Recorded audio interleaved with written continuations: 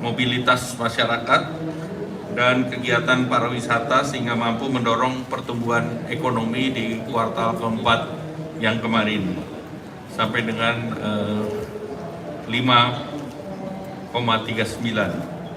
Peningkatan mobilitas pada periode Lebaran dan Idul Fitri 2025 itu mencapai mobilitas masyarakat 154,62 juta orang dan libur Nataru 110,43 dan secara year on year satu tahun di tahun 2025 itu 5,11%. Dan pada Desember kunjungan Wisman 1,41 juta dan Wisnus 105,98 juta.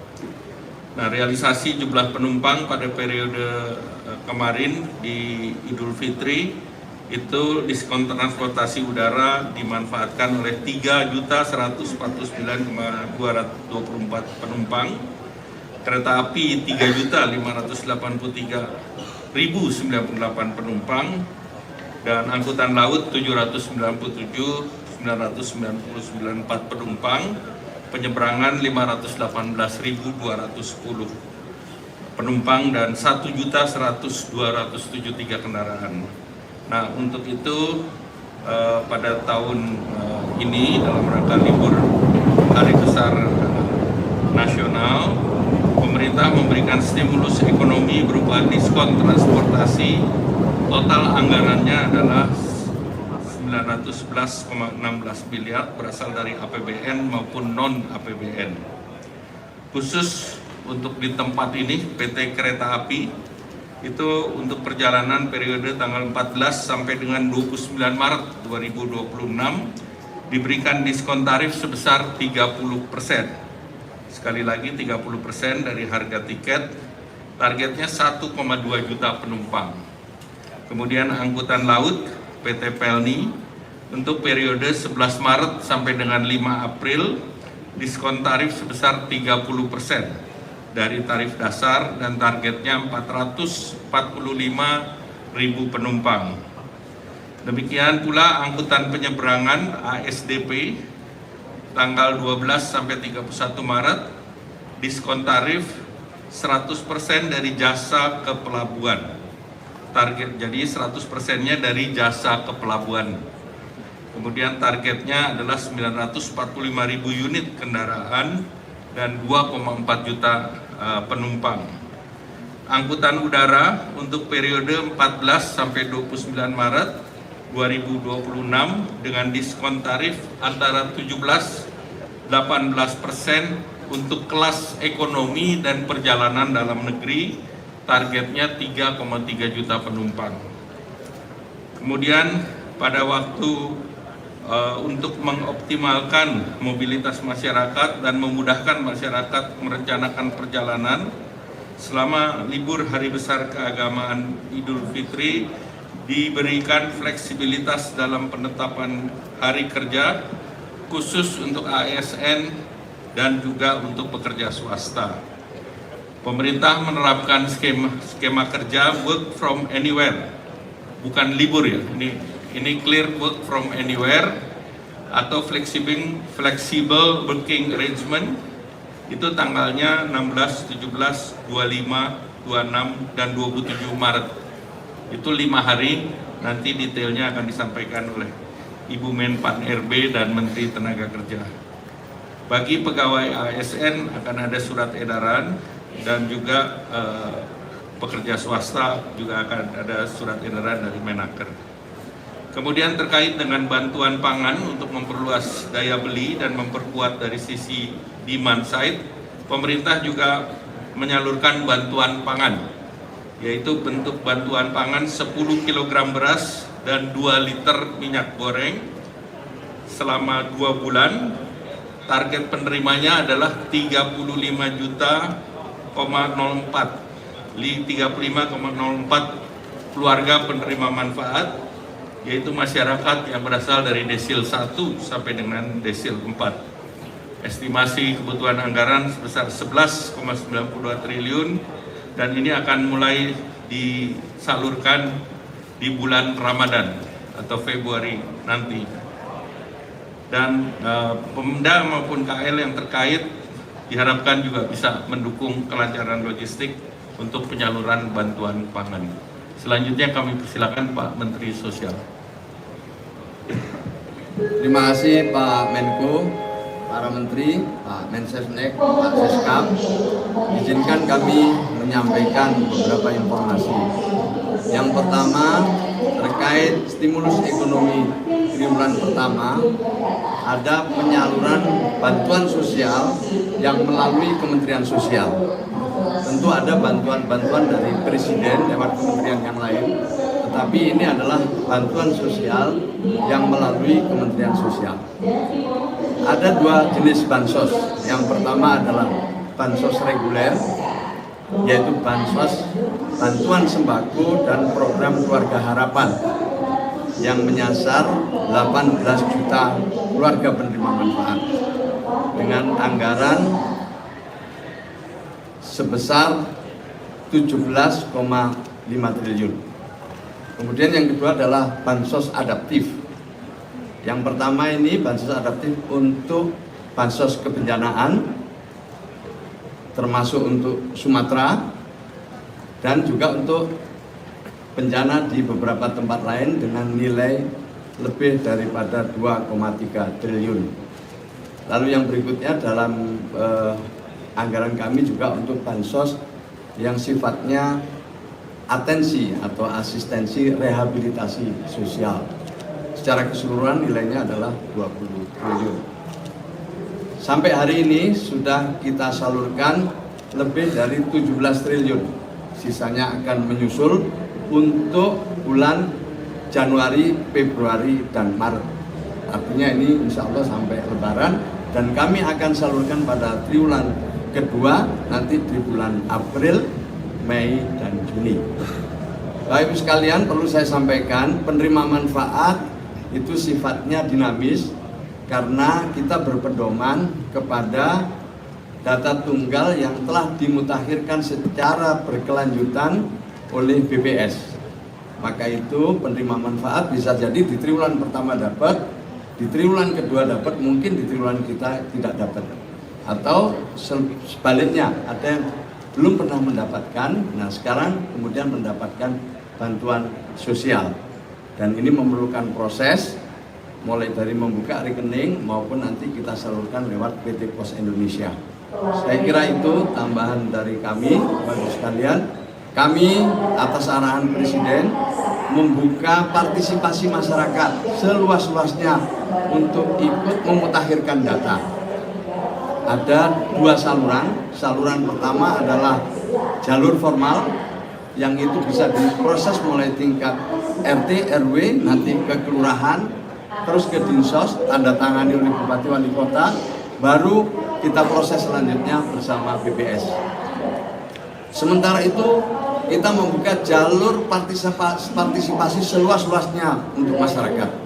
Jadi kami mengundang masyarakat untuk ikut memberikan usul maupun sanggah terhadap data-data penerima bansos.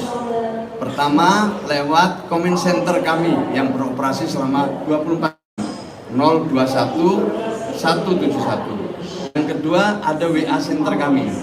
Nanti nomornya akan kita susulkan, dan yang ketiga ada aplikasi cek bansos di mana semua masyarakat bisa melakukan usul sanggah di situ.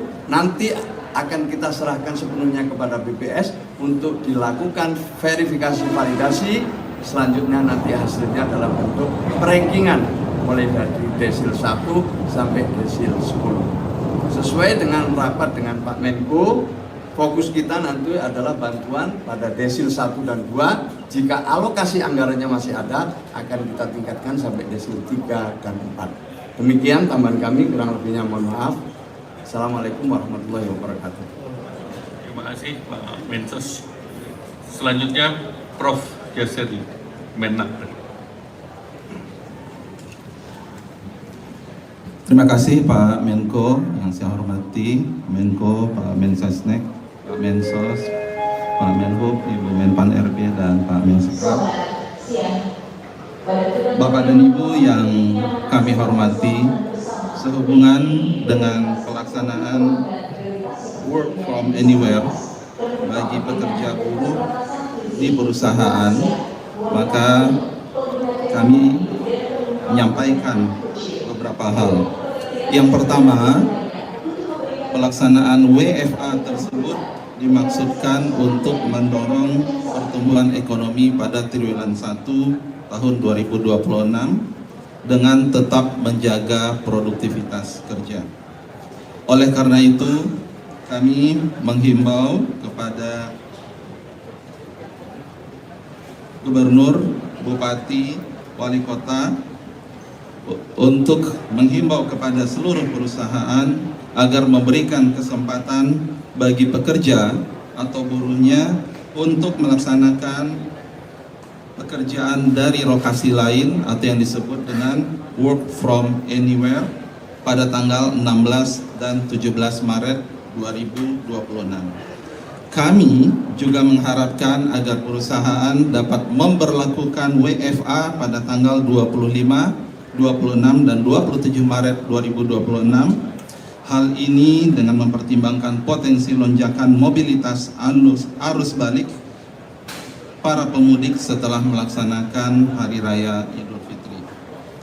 Pelaksanaan WFA dapat dikecualikan untuk sektor tertentu seperti bidang kesehatan, perhotelan, hospitality, pusat perbelanjaan, manufaktur, industri makanan dan minuman, sektor esensial lainnya, atau yang berkaitan dengan kelangsungan produksi atau pabrik.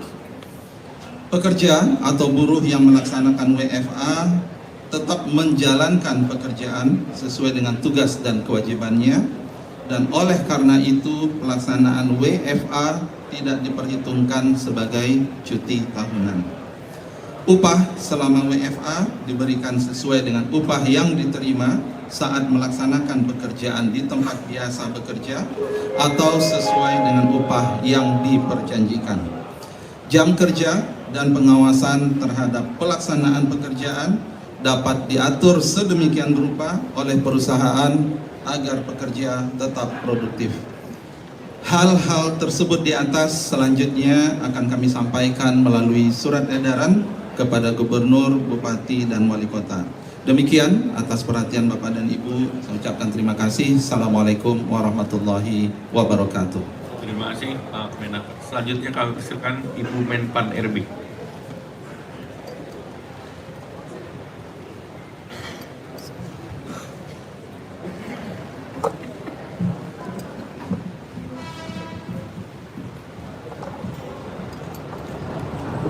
Baik, terima kasih Pak Menko, Pak Menko yang saya hormati, Pak Menteri Perhubungan, Pak Seskap, kemudian juga Pak Mensesnek dan Pak Mensos dan Pak Menteri Sekretaris Negara.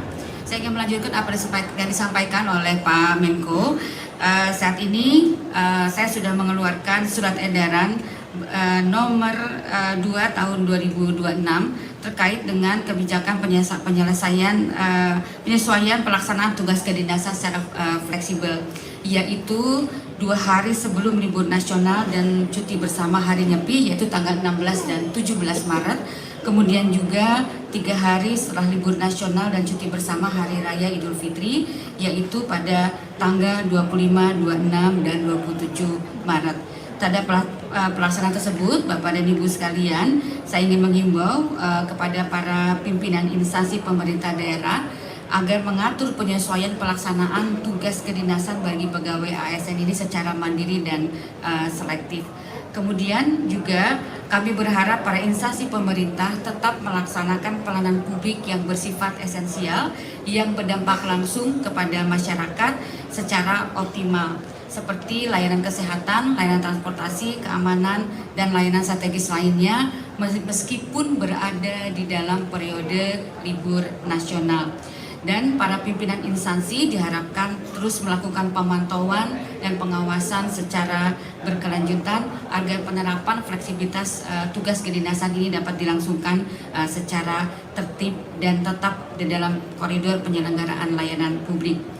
Dan para pimpinan instansi agar membagi jumlah ASN yang akan melaksanakan tugas kedinasan baik di kantor maupun di luar kantor yang akan melaksanakan secara fleksibel yang akan mengacu pada ketentuan perundang-undangan yang berlaku.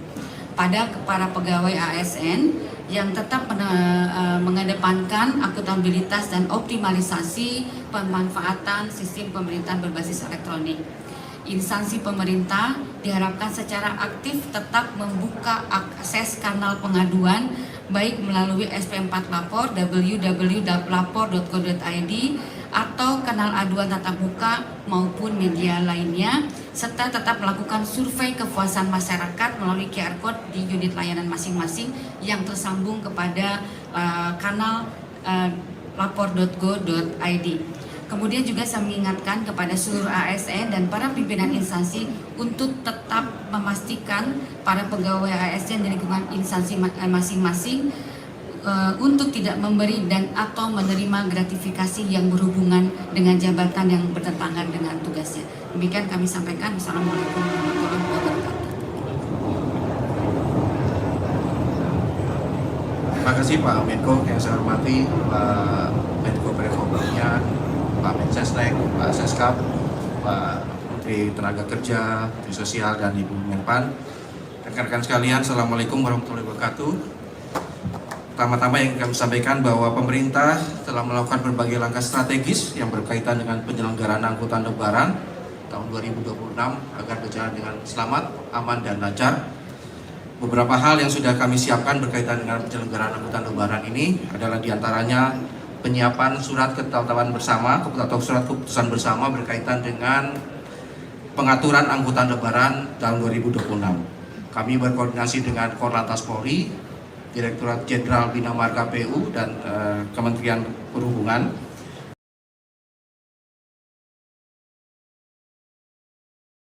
Kemudian sebagaimana tadi stimulus, kami juga melakukan rem cek atau uji kelaikan persiapan sarana-prasarana yang berkaitan dengan moda transportasi baik darat, laut, dan udara serta kereta api, serta juga sarana jalan baik itu jalan tol maupun dengan jalan arteri nasional.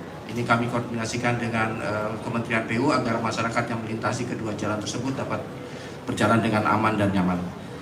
Kemudian selain stimulus yang tadi disampaikan oleh Menko Perekonomian, kami dari Kementerian Perhubungan juga menyiapkan beberapa diskon, diantaranya adalah untuk moda transportasi kami menyiapkan mudik gratis untuk 34 tujuan provinsi dengan menggunakan 401 kendaraan bis. Kemudian kami juga menyiapkan tiket gratis untuk penumpang sebanyak 50.000 penumpang ekonomi, dan juga moda transportasi gratis ada mudik gratis untuk kereta api jalur Pulau Jawa untuk lintas utara, lintas tengah, dan selatan dengan target sekitar 28.182 penumpang. Demikian yang dapat kami sampaikan berkaitan dengan persiapan penyelenggaraan angkutan lebaran tahun 2026. Terima kasih. Wassalamualaikum warahmatullahi wabarakatuh. Terima kasih Pak Menteri Perhubungan. Catatan terakhir, kami harapkan seluruh unit usaha termasuk BUMN yang tadi disampaikan yang menjalankan diskon itu untuk menjaga sampai dengan pelaksanaannya dijalankan secara baik, juga termasuk industri swasta yang regulasinya juga diberikan regulasi terkait dengan hal tersebut. Demikian, terima kasih atas kehadirannya. Terima kasih Pak Mensesnek, Pak Menteri Naker, Pak Mensos, Pak Seskap, terima kasih Bu Menteri Pan RB dan Pak Menhub.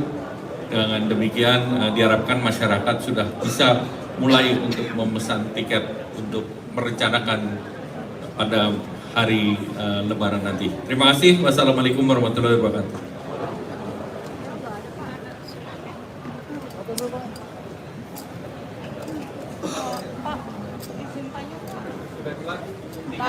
Belum Pak.